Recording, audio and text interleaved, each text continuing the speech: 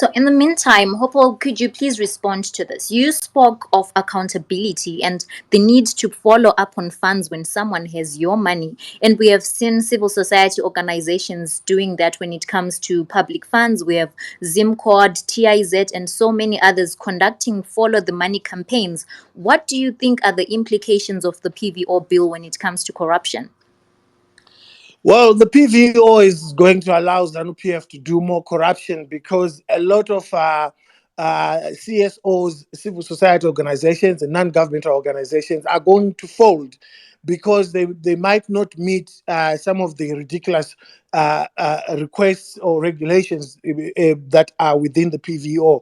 And when that happens, it means a lot of people are going to be left without food, they are going to be left without medication. The two primary issues that civil society and non-governmental organizations have been working around, it's food, it's health, and it's also legal. So, for instance, I've been arrested 3 times for exposing corruption. Two of the cases have been thrown out. One is still outstanding. If Zimbabwe Lawyers for Human Rights did not exist, I would have been bankrupted.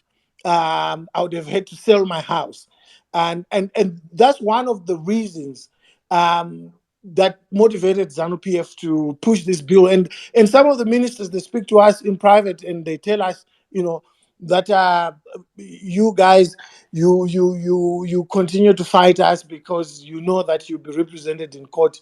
This PVO thing is going to stop that nonsense. When you know that there's nobody to pay your legal bills, you will not say the kind of things that you say because we'll come after you, and they will come after us with frivolous cases. Now, imagine the first time I was arrested on the 20th of July in 2020. I spent about 1.5 years going to court. That bill alone would have been over 1,000, over 100,000 US dollars. And it would have forced me to sell my house, or I would have gone to jail if I didn't have money because I would just be convicted. I wouldn't have a lawyer to stand for me. So that's the one implication. And the second, so it allows corruption to fester because people now don't talk about these things. They are afraid of going to jail. And the second thing is it affects healthcare.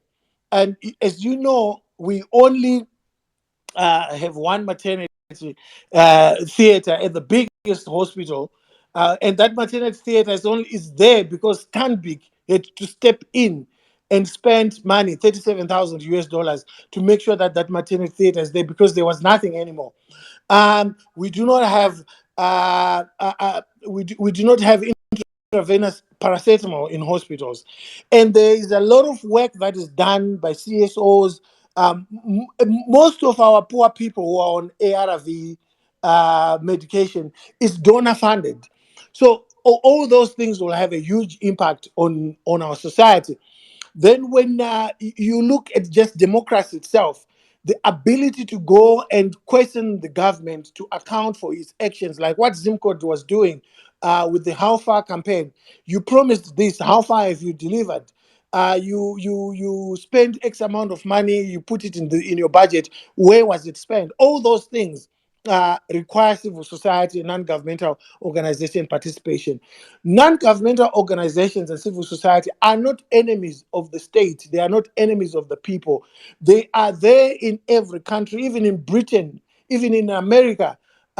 You have civil society, even in China, which is a dictatorship. You have civil society organizations that participate and assist the state to deliver on its mandate.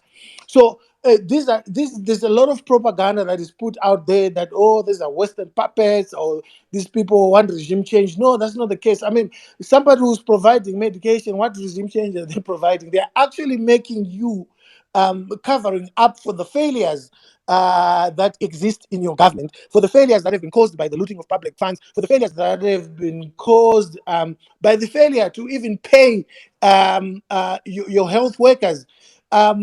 For a long time, the EU and other countries would step in, and the United Nations would step in and give some money to our health workers, to nurses, and so forth, so that the system is held together, and the system works to some extent, although things are bad.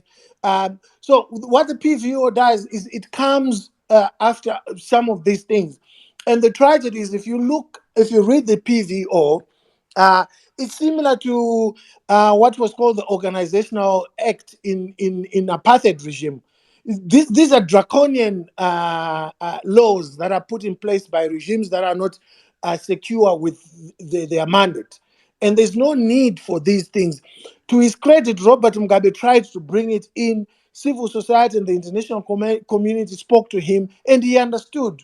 But as we have seen with President Mnangagwa's government, there's no proper engagement. There's just bulldoze things, and that's where we are now.